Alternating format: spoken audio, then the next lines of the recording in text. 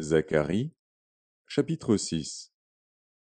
Je levai de nouveau les yeux et je regardai, et voici, 4 chars sortaient d'entre 2 montagnes, et les montagnes étaient des montagnes d'airain.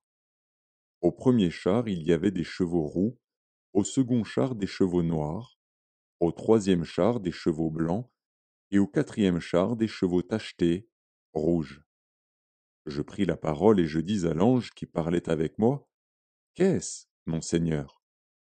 L'ange me répondit, Ce sont les 4 vents des cieux, qui sortent du lieu où il se tenait devant le Seigneur de toute la terre.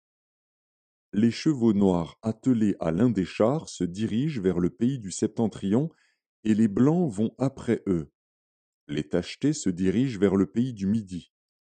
Les rouges sortent et demandent à aller parcourir la terre. L'ange leur dit, Allez, parcourez la terre. Et ils parcoururent la terre.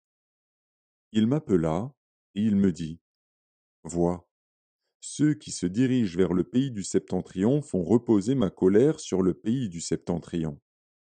La parole de l'Éternel me fut adressée en ces mots.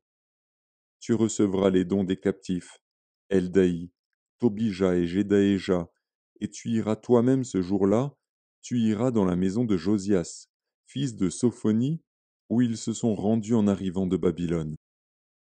Tu prendras de l'argent et de l'or, et tu en feras des couronnes, que tu mettras sur la tête de Josué, fils de Jotsadak, le souverain sacrificateur. Tu lui diras, Ainsi parle l'Éternel des armées. Voici, un homme, dont le nom est Germe, germera dans son lieu, et bâtira le temple de l'Éternel. Il bâtira le temple de l'Éternel. Il portera les insignes de la majesté. Il s'assiera et dominera sur son trône.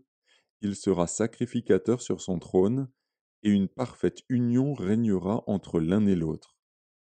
Les couronnes seront pour Élem, Tobija et Jedaéja, et pour Hen, fils de Sophonie, un souvenir dans le temple de l'Éternel.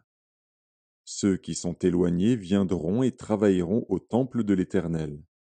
Et vous saurez que l'Éternel des armées m'a envoyé vers vous. Cela arrivera si vous écoutez la voix de l'Éternel, votre Dieu.